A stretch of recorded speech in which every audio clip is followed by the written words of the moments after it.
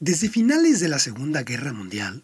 las Naciones Unidas es la única organización internacional con membresía universal donde se discuten una pluralidad de temas, los cuales van desde las acciones para mantener la paz y la seguridad mundial hasta las medidas para desarrollar el respeto a los derechos humanos de las personas.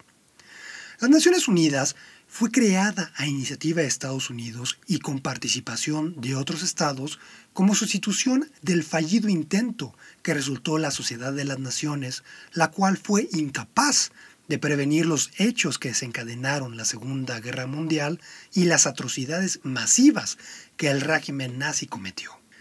De conformidad con el artículo 7 de la Carta de las Naciones Unidas, dicha organización cuenta con 6 órganos principales: una Asamblea General, un Consejo de Seguridad, un Consejo Económico y Social, un Consejo de Administración Fiduciaria, una Corte Internacional de Justicia y una Secretaría.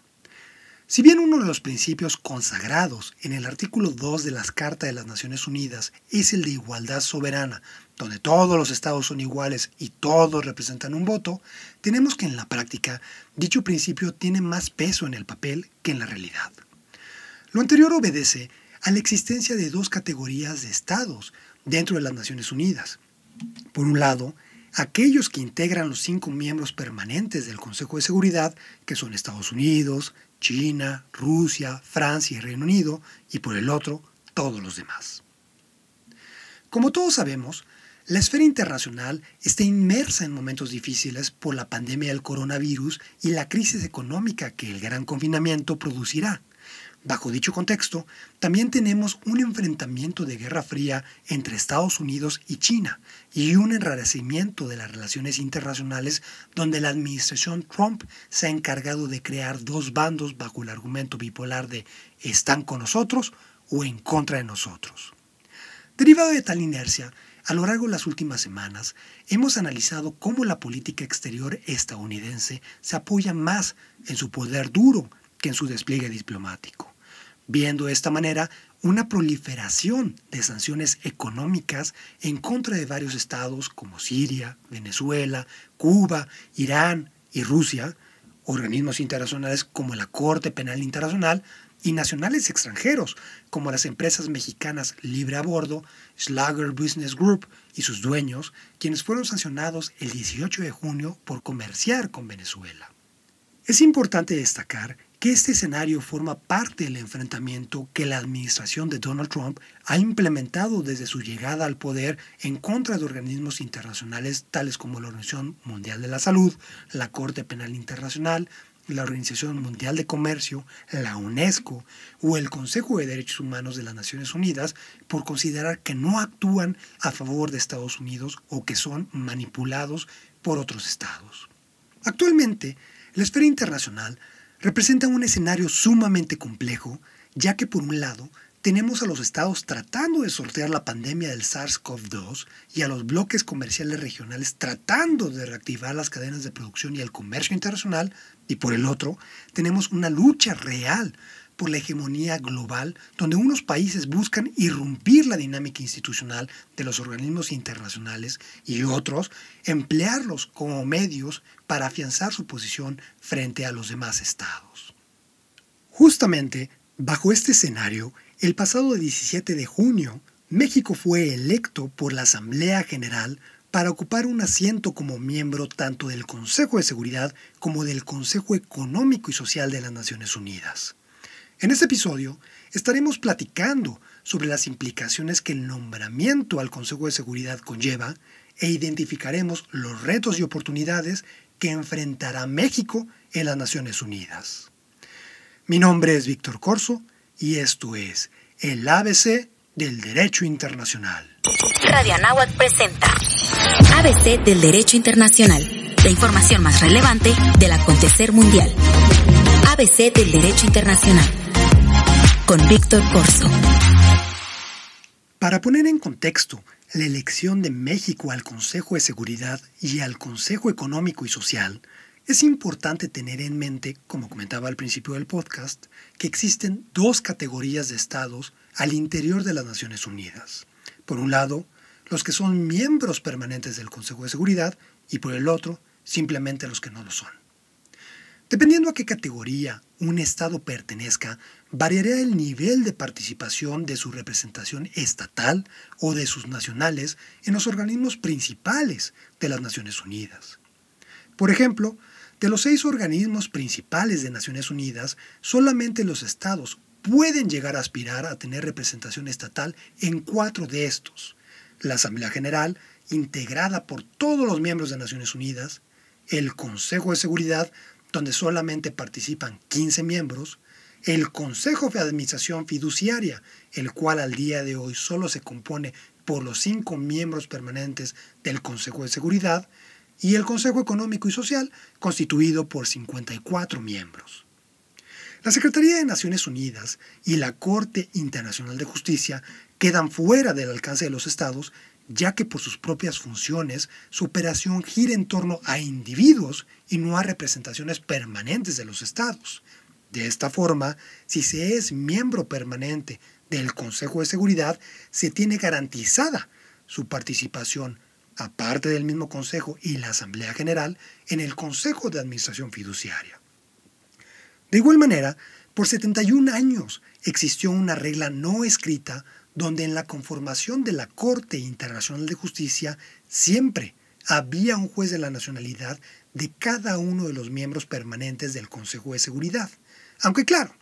es importante señalar que esta regla no escrita se rompió en noviembre de 2017 cuando Reino Unido no logró que su candidato fuera electo juez de la Corte, ya que no consiguió el respaldo necesario en la Asamblea General, y de esta forma, después de 11 rondas de votación donde se estaba disputando la vacante con el candidato de la India, Christopher Greenwood, quien era el candidato del Reino Unido, se retiró de la contienda, dejándole así el paso libre a Dalbir Bhandari para ser electo como juez.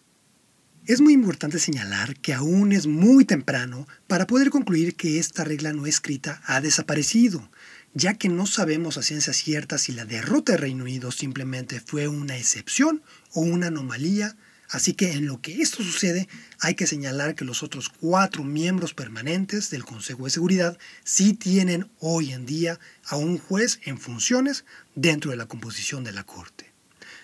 Como podemos apreciar, si no se es miembro permanente del Consejo de Seguridad, el simple hecho de que un Estado sea miembro de Naciones Unidas o que cada Estado represente un voto no basta para acceder a todos los órganos de dicha organización o para tener una influencia real en el haber internacional. De aquí que se vuelva relevante el hecho de que México fuera electo para ocupar los asientos tanto del Consejo de Seguridad como del Consejo Económico y Social de Naciones Unidas. Es bien sabido que los estados desarrollan sus relaciones a nivel internacional a través de la diplomacia, la cual tradicionalmente se ejecuta a través de su presidente o primer ministro, cancillería o personal diplomático adscrito en el extranjero, tanto en legaciones diplomáticas, misiones permanentes, como en oficinas consulares. Desde un punto de vista clásico, la diplomacia se desarrolla en el ámbito bilateral con un Estado en concreto, como por ejemplo la relación México-Estados Unidos, y en el ámbito multilateral, como la que acontece en instituciones internacionales o regionales con más de 2 estados a la vez.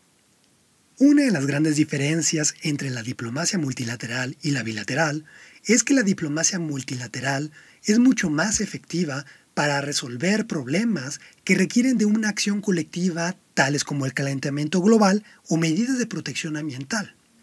No obstante que la diplomacia bilateral pueda ser efectiva, las medidas unilaterales de los estados siempre se quedarán cortas frente a la magnitud del problema.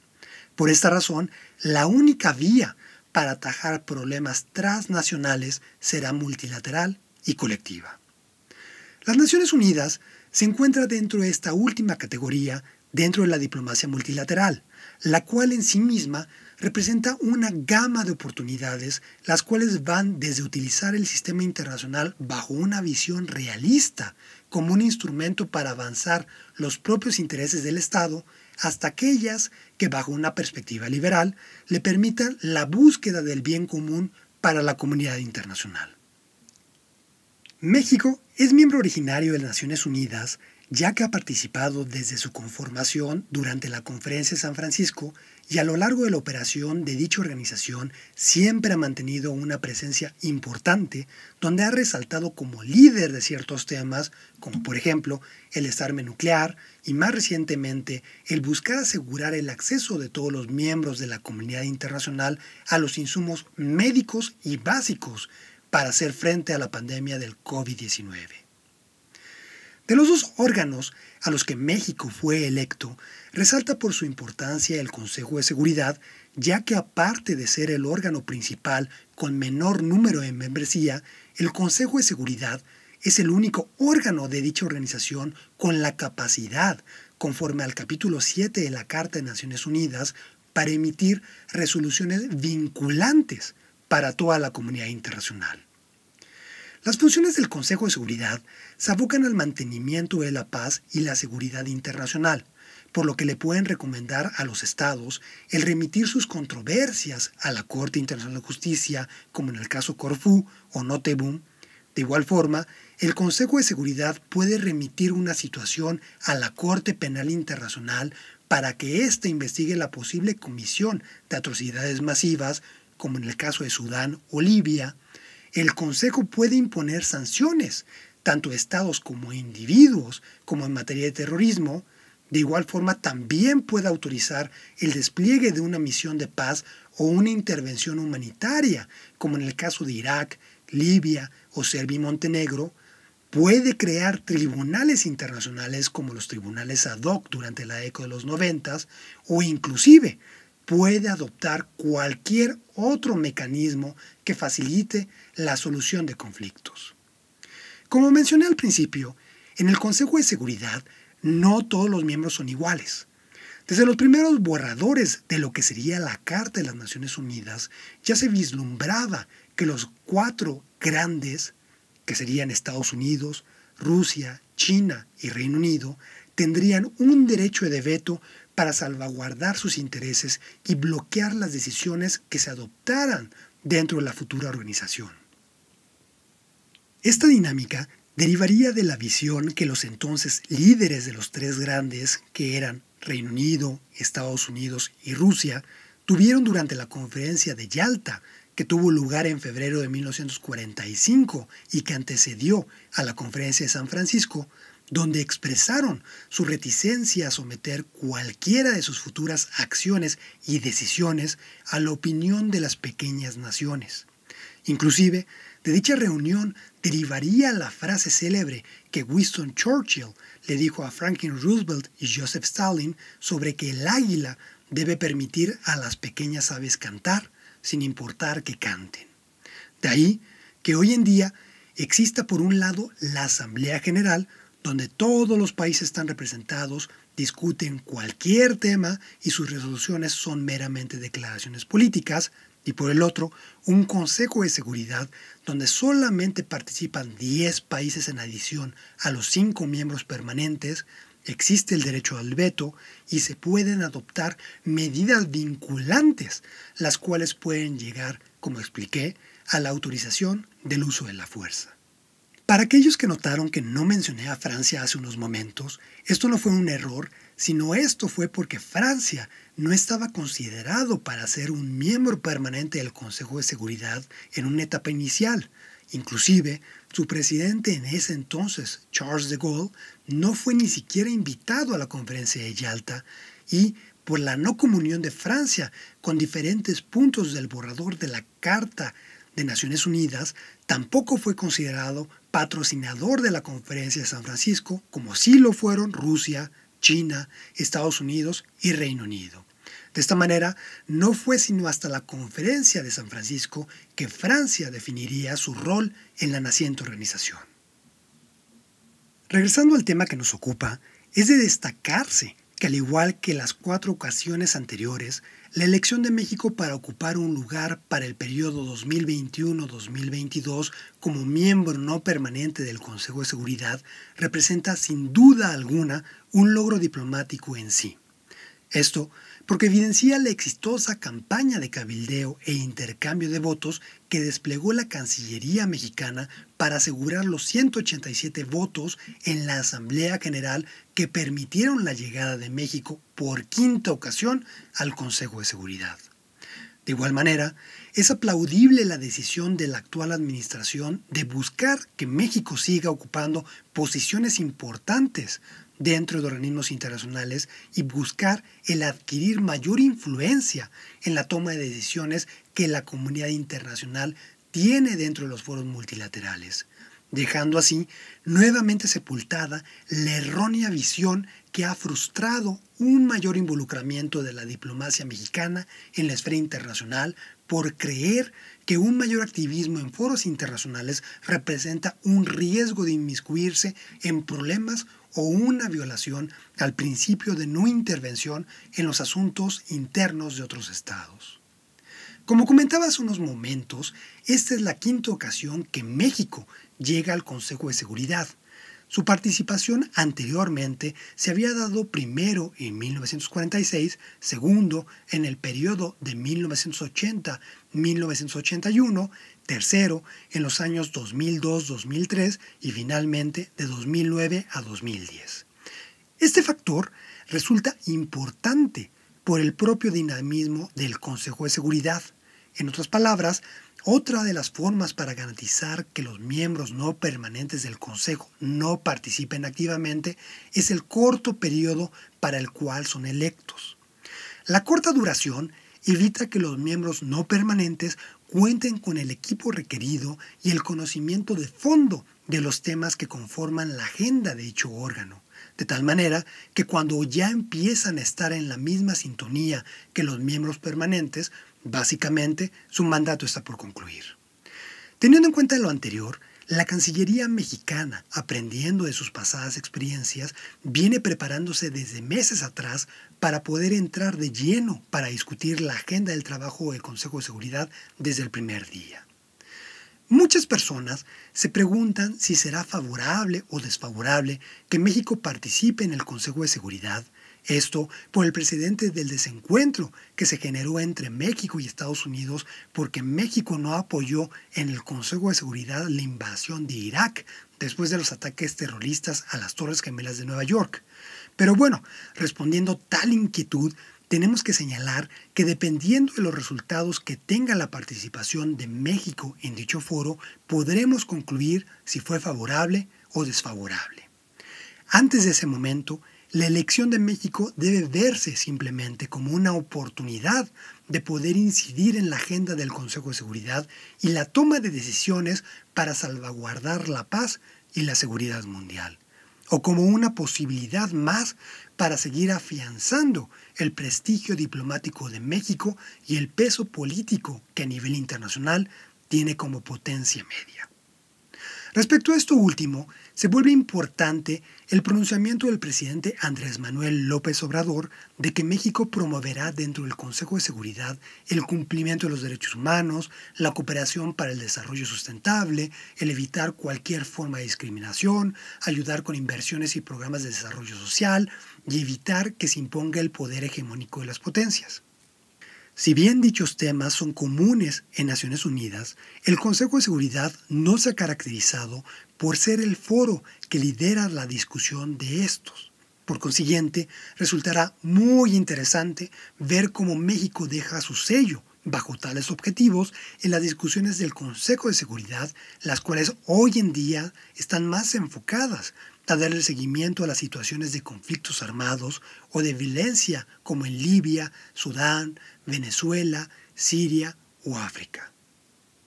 Finalmente, en los tiempos del coronavirus, donde lo impensable se ha vuelto realidad, la llegada de México al Consejo de Seguridad puede coincidir con la llegada de una nueva administración al gobierno de Estados Unidos. De llegar a la presidencia el demócrata Joe Biden, el liderazgo de Estados Unidos en las instancias multilaterales puede regresar, y puede ser que se acabe el periodo negro que el enfrentamiento que la administración Trump ha sostenido con diversos organismos internacionales. De ser este el caso, será un panorama completamente diferente donde se podrá fortalecer a las Naciones Unidas y México podrá desde el Consejo de Seguridad coadyuvar a generar un nuevo dinamismo en la esfera mundial. Sin duda alguna, 2021-2022 resultarán 2 años muy interesantes para la diplomacia mexicana. Les recuerdo que me pueden contactar y seguir a través de mis redes sociales. En Twitter me encuentran en @V de Víctor, Edemilio-Corso, CORZO,